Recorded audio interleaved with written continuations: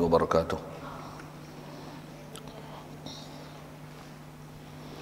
Alhamdulillahi rabbil alamin, wassalatu wassalam ala asyrafil anbiya'i wal mursalin wa ala alihi wa sahbihi ajma'in. Subhanaka la ilma lana illa ma 'allamtana innaka antal alimul hakim. La haula wa la quwwata illa billahil aliyyil azim. Rabbi shrah li sadri wa yassir li amri wahlul 'uqdatam min lisani yafqahu qawli. Allahumma iftah 'alaina bi futuhil 'arifin bik. Allahumma ja'alna minal ladzina yastami'una al-qawla fayattabi'una ahsana. Allahumma 'allimna mimma jahilna wanfa'na bima 'allamtana wa zidna 'ilman nafi'an ya rabbal alamin. Qala Syekh Musannif rahimahullah taala wa nafa'na bihi wa bi ulumihi fid dharain amin. Kita di muka surat 34. Ya. Ketahui olehmu bahawa sesungguhnya meninggalkan berkata-kata akan saudaranya yang Islam lebih daripada 3 hari itu haram. Tetapi telah berkata oleh beberapa jamaah daripada ulama bahawa sesungguhnya ia daripada dosa yang besar, melainkan kerana uzur syarak seperti bid'ah atau fasik, dan jikalau ada tersembunyi sekalipun. Bermula dhabitnya itu bahawa meninggal kembali kepada membaikkan bagi agama si hajir ataupun si mahjur, nescaya harus ia, dan jika tiada seperti demikian itu maka tiadalah harus. Hadirin sekalian, pertama sekali syukur, terima kasih kita ke Allah Ta'ala. Pertama sekali syukur kita nikmat hidup masih Allah Ta'ala beri. Syukur kita dapat Islam. Syukur kita Allah Ta'ala jadikan boleh mengia dan membenarkan semua ajaran yang dibawa datang oleh Nabi SAW. Dan kita pula Allah Ta'ala jadikan dalam usaha untuk terus mempelajari, memahami, memantapkan apa ajaran yang telah dibawanya. Dijadikan kita pula dalam keadaan boleh taat, patuh perintah dia dan meninggalkan larangannya. Syukur banyak-banyak juga kesihatan lapang masa masih diberi, dan diberikan keupayaan pula pagi ini untuk hadir, dan saya pun boleh datang untuk menyambung bacaan kitab kita daripada kitab Muhimmah ni, insya-Allah. Kita dalam masjid ni kalau tak niat iktikaf lagi, main niat iktikaf sama-sama. Lepas niatnya saja aku iktikaf dalam masjid ni kerana Allah Ta'ala. Kata Musannif rahimahullah ta'ala, ketahui olehmu. Hadirin sekalian, apa yang kita nak sambung ni masih dasarnya bicara tentang masalah, asalnya tentang masalah bercakap, kita berkelahi berbalah. Antaranya disebut tentang bagaimana ataupun hak seorang suami kalau isteri yang nusyus boleh sampai tinggal bercakap, tinggal tempat tidur dan sebagainya. Banyak perkara disebut itu. Kalau ikut dasar masih bicara situ. Yang ni dia nak buat sedikit rimusan dengan apa yang telah kita belajar tentang masalah kita ni disuruh jaga silaturahim. Dan meninggal bercakap ni memang ada, sedia maklum kat kita ada hukum salah dan pada sampai tahap haram. Dia nak buat kesimpulan tu. Jadi apa dobit, apa sakatan, apa kayu ukur yang kita nak buat nilai, kita nak bercakap tak bercakap dengan seorang, dengan bahasa lain kita nak bergaul tak bergaul dengan dia, di mana kebenaran syarak dan di mana larangan syarak. Dia nak sebut situ. Ketahui oleh kamu, maksudnya ambil faham elok-elok bahawa sesungguhnya meninggalkan berkata-kata akan saudaranya yang Islam lebih daripada 3 hari itu haram. Sedia maklum macam mana kita dah belajar lepas. Jadi saja-saja kita tak bercakap, tak bersembang dengan orang, sedangkan memang peluang bercakap ada dan ada benda nak dicakapkan. Yang ni dia cakap, kita buat tak tahu aja.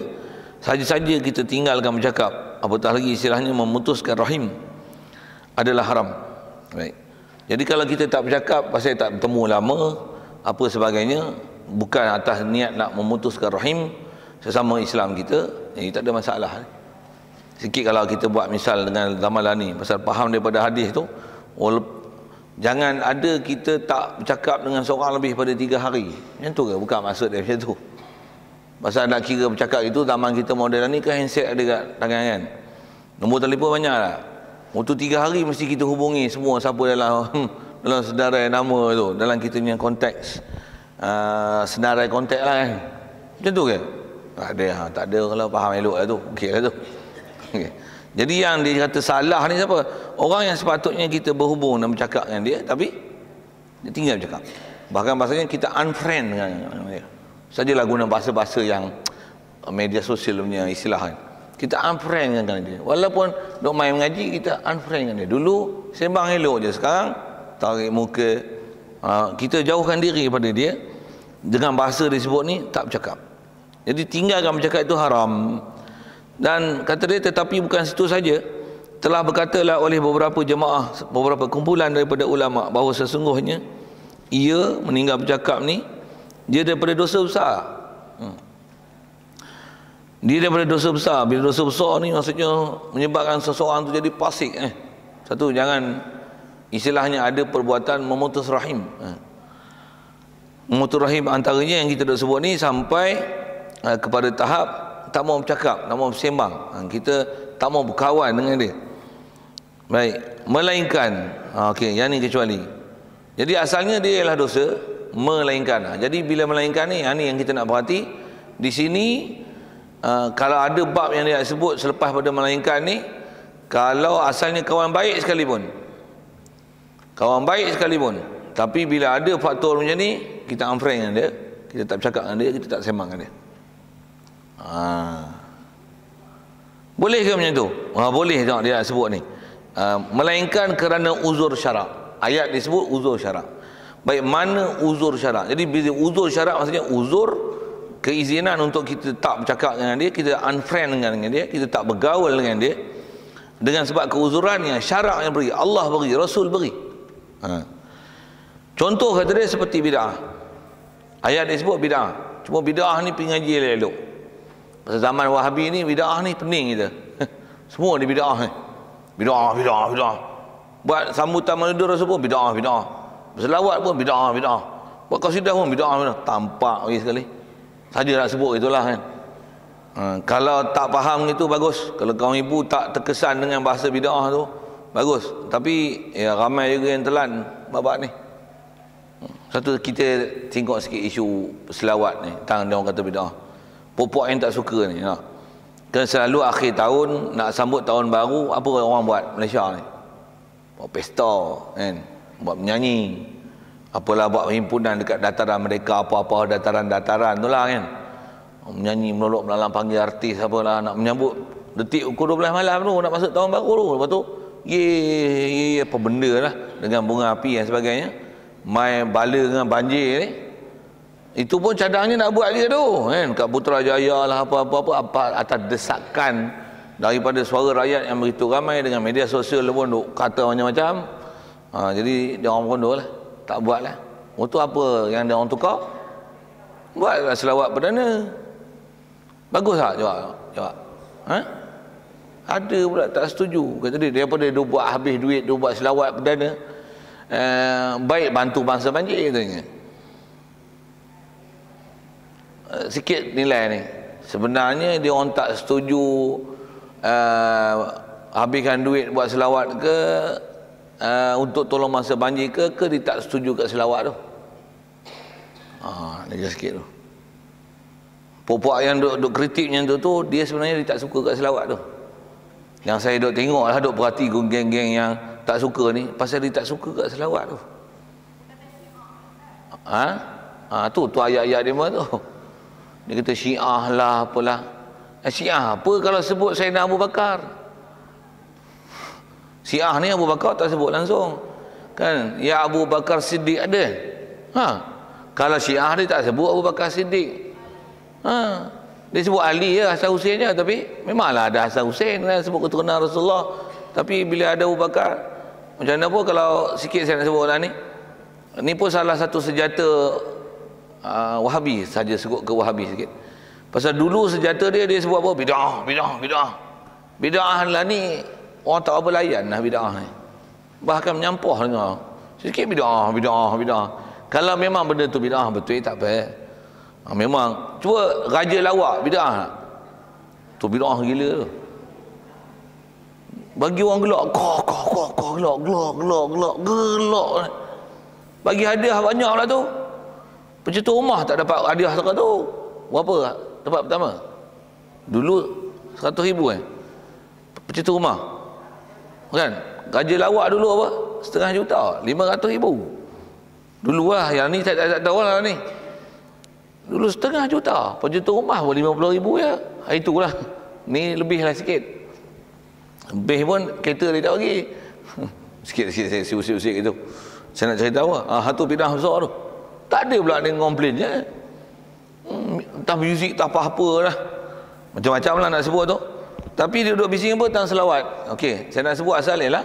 Kalau Wahabi lah ni, antara senjata dia, dulu dia duduk bidah. Lah ni dia kata apa? Ni unsur Syiah. Ni unsur Syiah. Kita dengan Syiah ni lagi kita geli dengar ya. Dia kaedah dia nak bagi kita tak buat benda tu, dia bawa Syiah. Memang Syiah tak betul, tapi mensyiahkan semua ni biar benar. Takkan selawat sikit Syiah sikit buat tu. So zaman kita lah ni memang kena cari ilmu elok-elok lah. Media banyak sangat. Dulu sampai tak ada alat nak menyampai. Lah ni dah macam-macam sampai pening kepala nak menilai apa yang dia sampai. Macam tu lah. Tambah pergi cari sendiri pula. Tengok ustaz pun ikut kita nak pilih ikut selera kita. Tu pun susah juga tu. Tengoklah, ngajilah elok-elok. Agak tak faham, tanyalah, mantapkan diri anda dengan ilmu kan. Pasal kewajipan kita cari ilmu. Baik, sikit apa kita duk bicara asalnya nak sebut bid'ah tu. Jadi kalau ada orang memang buat benda bid'ah, jadi benda bid'ah, benda besar macam ni kaedah kita. Bid'ah paling besar sekali apa? Kufur. Bid'ah paling besar lah. Tu bid'ah paling besar tu. Pasal bid'ah ni apa? Benda yang Rasulullah tak pernah ajar dan tak pernah sebut, tak pernah buat. Dan bila tak pernah sebut, tak pernah buat pun, pula tu dia larang benda tu dan ada tegahan syarak yang sangat besar dengan benda tu. Itu bid'ah lah. Ada pun benda yang Rasulullah tak pernah buat dan dia tak pernah larang. Itu belum tentu boleh sebut bid'ah. Kalau nak sebut kata benda yang Rasulullah tak pernah buat, semua bid'ah, dan bid'ah tu dia kata sesat masuk neraka, disat. Pasal kalau nak kira kata apa yang tak ada Rasulullah semua masuk neraka, Quran tak boleh berbaris, kitab tak boleh jilid, titik Quran tak boleh bubuh. Pasal apa? Zaman Nabi mana ada dijilidkan Quran. Tulis tak boleh tulis kat kertas, kena tulis kat tulang unta, kat kulit unta, kat tanduk. Letih lah, kita berosong lah kulit-kulit. Apa ni? Kalau dah dikata bid'ah, macam mana pun nak sebut, bid'ah yang jadi salah ni ialah bid'ah benda Rasulullah tak buat dan dia larang buat. Satu kalau ada orang sebut Maulidi Rasul lah sikit lagi, bid'ah ke sambut Maulidi Rasul? Pasal apa? Memang Rasulullah tak pernah buat dari segi menyambut kan, tapi dia tak larang. Nak buat apa? Boleh sambut. Kita buat Maulidi Rasul, kita buat apa? Panggil ceramah, berselawat, sebut kisah hidup dia, refreshkan kita punya knowledge tentang Abu Prophet Muhammad sallallahu alaihi wasallam. Apa masalahnya? Apa masalahnya? Bahkan itu menambahkan keimanan, menambahkan takwa, menambahkan cinta kasih kita ke Rasulullah. Apa masalahnya? Dia bukan saja dari segi kata, jangan kata salah, bahkan silap jadi wajib. Pasal kalau itu adalah antara alat ataupun kaifiat, format, apa lagi nak sebut, cara pendekatan yang boleh menyebabkan masyarakat kembali kepada ajaran Islam, wajib buat besar-besaran Maulid Rasul. Dan kalau ikut yang terdekat kita dengar yang malam tahun baru tu lah kan, sampai ada orang yang dia mu'alaf di hari tu jauh daripada Islam, majlis tu di syahadah lain, istilahnya nak refreshkan syahadah dia supaya nak teruskan continuously bahawasanya dia masih di atas Islam. Ada orang sampai menangis dengan dengar munajat dan doa. Dia bagus benda tu, mengembalikan orang minat kepada Islam. Dulu kita dah tengok orang duk minat dengan konsert. Lah ni konsert pun untuk apa nak hadir lah. Buat karaoke pun untuk apa orang nak datang. Tapi kalau Yahanana macam mana? Sikit lah sebut itu lah. Dah dia kata bidang Yahanana ni merepet pula. Pasal duk panggil Rasulullah Yahanana.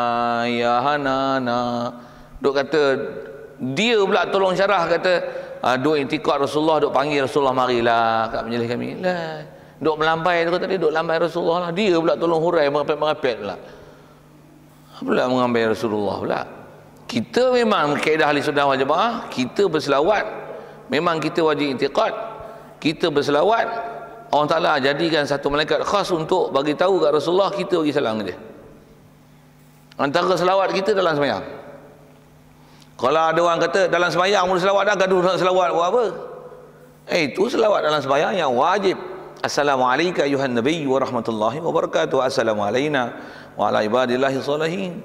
dengan syahadahnya itu Allahumma salli ala sayyidina Muhammad, itu yang wajib, tak baca itu tak sah sembahyang weh. Itu kalau orang memang kasih Rasulullah, adakah memada dengan selawat itu? Tidaklah. Kita kalau kasih seseorang apa kita buat?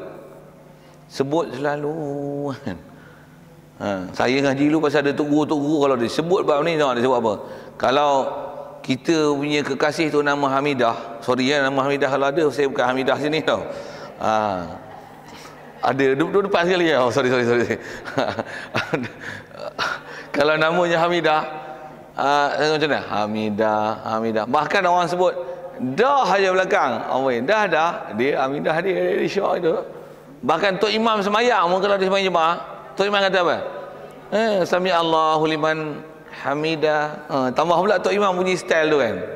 Hamidah. Kawan syok tak kira. Sikitlah saya usik. Sorry ya kalau nama Hamidah, kalau nak syok pun lantak lagi lah. Okay. Nak cerita apa ni? Orang yang sangat kasih dia akan suka menyebut. Bahkan dia suka dengar. Tentu kita suka Rasulullah, kasih Rasulullah, suka dengar selawat. Dengar. Lagi pula selawat tu pula dengan memuji Rasulullah, tambah pula faham makna.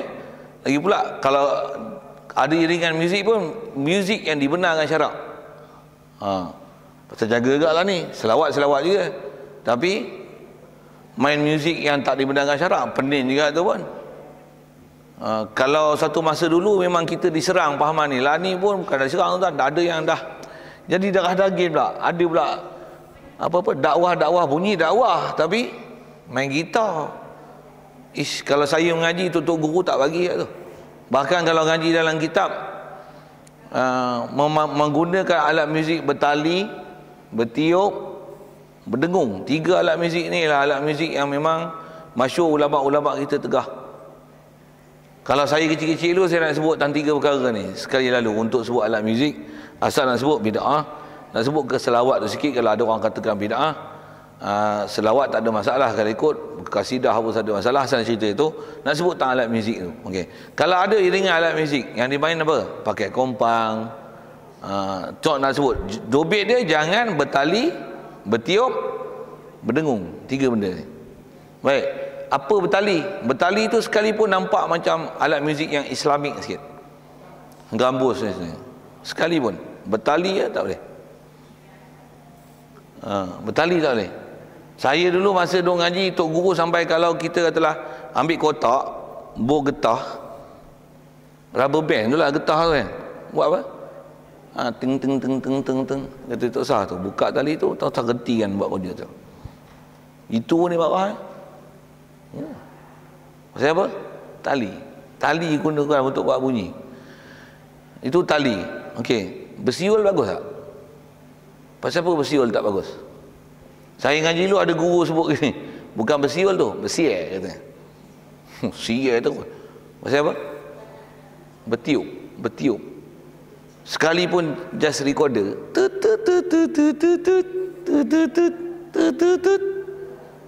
sekalipun recorder. Apatah lagi jadi guru muzik. Sorry kalau ada guru muzik ni. Pasal dia dapat pendidikan tak Islamik ya. Jadi pada dia muzik ni kaedah cari makan. Dan memang satu pahaman dulu nak jadi senang belajar muzik. Dia pula apa kaedah gitu. Nak jadi senang macam mana? Bukan muzik apa? Iman. Takwa. Wa may yattaqillah yaj'al lahu makhraja wa yarzuqhu min haitsu la yahtasib. Itulah pintu rezeki. Takwa pada Allah Ta'ala bukan muzik. Muzik ni saya silap kena balun lagi. Sikit begitu. Saya nak syarul sebut ialah bunyian, bertiup, bersiul. Apa jenis bertiup lah. Sekalipun tiup pakai tangan saja.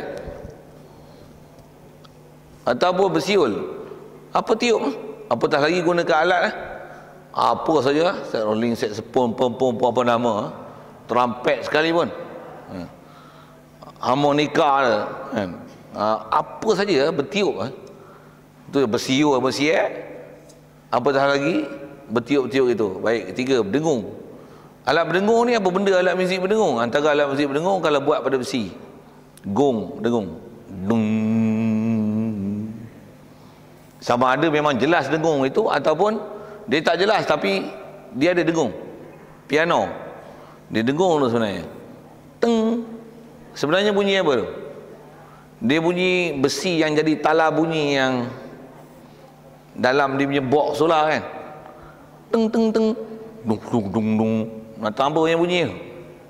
Besi tu kalau kita katok tu, kalau buka dia punya box tu, ambil bola pingpong, kat besi dia tu cuma letak bola pingpong tu, apa jadi? Faham tak saya tanya apa? Apa jadi? Terpelanting bola pingpong tu. Pasal apa? Jawab. Ada getaran. Ada dengung. Getar tu dengung.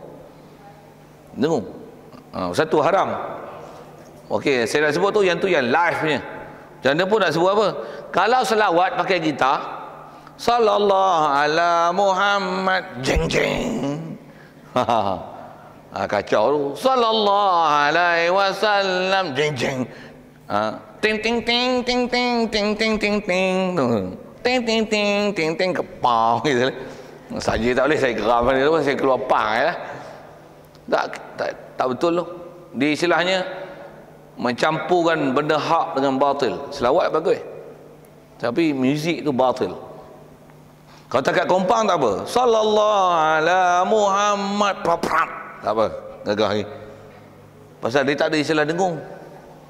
Macam mana pun bila dengung saya sebut tu gong, piano. Apa lagi dengung? Antara dua bit dengung ni alat muzik, kalau macam gendang dia tutup dua-dua belah. Bila tutup dua belah apa jadi? Bunyi yang terhasil dengan sebab getaran pada permukaan gendang yang diketuk di sini ni, dia akan ditutup dengan belah ni. Bila tak boleh keluar apa akan jadi? Dia akan berdengung. Tu ulama masyhur sebut, gendang tutup dua belah haram.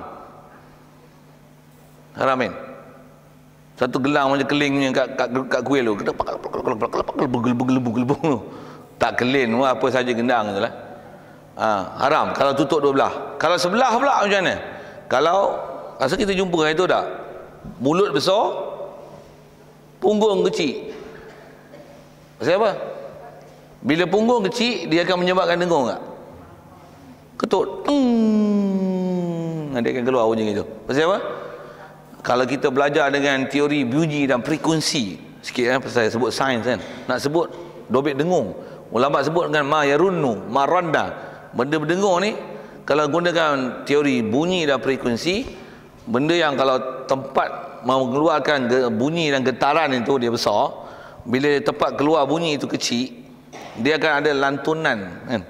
Pukul sini, gelombang bunyi itu akan pukul sini, pukul sini, pukul sini, pukul sini, pukul sini dengan jarak lurus kan. Lepas tu dia akan baru keluar daripada tempat menghasilkan bunyi tersebut. Nak sebut apa? Apa akan hasilnya? Dengung. Saya nak sebut dengung tu. Rasanya kalau ada ulangan tu untuk mantap dengan pahaman lah. Macam mana pun nak sebut, asal nak syarah tentang bid'ah tu lah. Jadi bid'ah, jadi kalau kata dia berselawat pakai alat muzik, balik. Satu kalau kita pergi kenduri kahwin pun, pi ada apa? Karaoke. Karaoke tu nasyid gagah juga. Ni karaoke. Buih kera tu. Apa panggil pancaragam mana tu, lani dia jadi trend tu balik. Live ni main akordion lah, menatang apalah. Macam mana tu? Kalau kaedah kenduri kahwin, sunat menunaikan kenduri kahwin wajib. Kalau tak ada uzur, antara uzur ada benda haram di tempat kenduri, balik je. Tambah yang live. Kalau dipasang tu pasang melalui audio, bukan live. Jadi dia haram bukan pasal alat, pasal alatnya tak ada. Yang ada ialah elektronik dan bunyian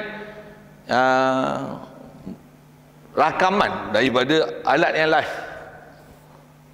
Jadi kalau haram pun haram pasal apa? Dia bukan haram alat muzik, pasal alat tak ada. Dia haram pasal bunyian yang boleh membawa kepada benda haram. Antaranya lirik, antaranya suasana yang hasil lah, antaranya memori yang teringat balik bila dengar lagu-lagu tu.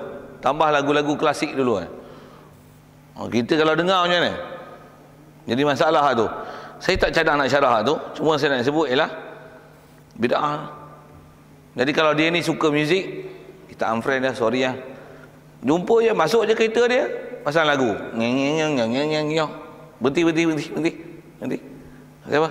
Aku jalan kaki, tak apa. Pasal apa? Jadi aku tak boleh duduk tempat ni. Kalau mati ni, kalau melanggar mati dengan muzik, sia-sia aku, mati su'ul khatimah. Okay. Keluar, jalan kaki, tak apa.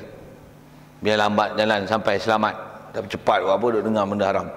Naklah tutup radio. Aku duduk dalam kereta. Macam mana dalam kereta kawan kita katalah ngajar kat sekolah, nak pergi jaga periksa ke mana-mana ke. Dalam kereta dia ada tokong. Ada tokong. Ada patung. Masuk tak? I'm sorry, I'm Muslim, I cannot enter your car. Why? There's a lot of patung there. Why happened? Oh no, I cannot enter your car. Sorry, I take myself lah. I make a taxi or something else lah. I walk by myself. Sorry, I cannot enter your car. Oh, dia angkat patung dia buat dalam beg dia. Tak apa naik. Kalau ditanya why jadi. Kalau you why you tak mau main masjid. Oh, that is about religion. Oh, that's about religion. That's my religion, you know. I cannot accept kereta yang ada patung macam ni. Okey, tambah pula patung, semua patung-patung ketuhanan dia. Mana dia masuk? Okey. Asal dak syarah tu semua tu ke bid'ah, ke muzik. Nak kata bila ada benda-benda yang ulama kita dah syarahkan benda tu adalah haram. Jadi kalau asalnya dia friend pun unfriend dengan dia. Kalau dulu dia baik, saya tengok dia jadi benda merepet. Macam mana? Sorry lah, I cannot be friend with you. Punjang putih sikit lah, macam tu lah. Sorry lah, saya tak boleh kawan dengan awak. Kalau tak cakap macam tu pun, apa kaedah dia? Selalu bersembang lah. Ngapa paling muka pada aku? Engkau paling daripada perintah Allah Ta'ala, satu aku paling muka pada engkau. Oh, tu ayat dia. Asal kau tak ikut perintah Allah Ta'ala, maka aku tak suka kawan dengan kau. Kita berkawan kerana Allah, kita berpisah kerana Allah. Itu prinsip kita. Itu maksud berkawan kerana Allah, berpisah kerana Allah tu. Berkawan pasal apa? Kalau kau mengaji, kau takwa, aku nak berkawan dengan kau, aku nak belajar formula, engkau boleh takwa. Tapi kalau aku boleh nak ikut perintah Allah Ta'ala, tengok engkau ikut jalan lain, kau jalan lain, aku jalan lain lah. Takat ni lah kita kawan.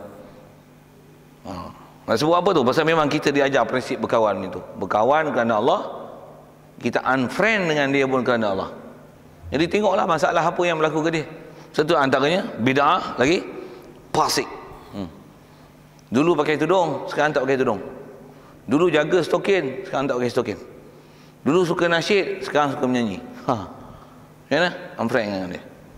Dulu friend sekali pun, kalau ada Facebook, unfriend dia. Dulu kita tak friend dengan dia, sekarang dia jadi baik, friend dengan dia.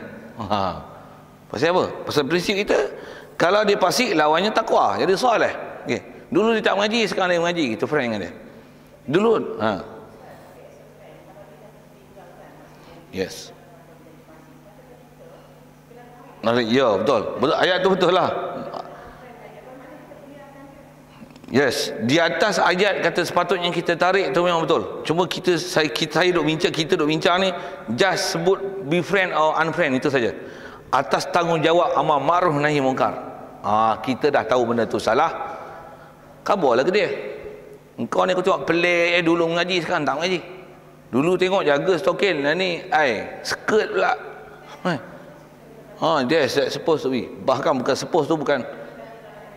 Ya. Ya, betul. Yes,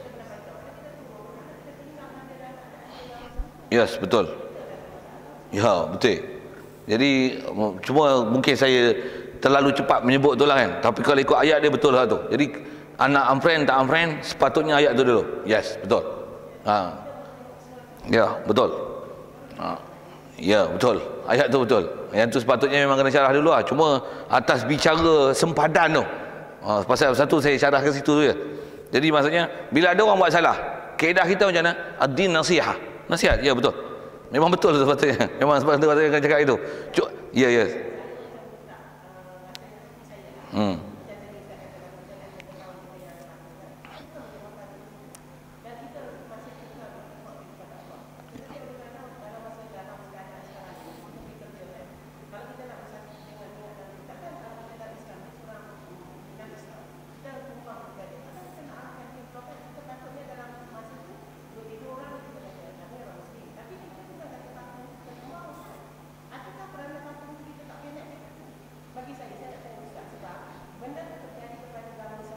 Ya.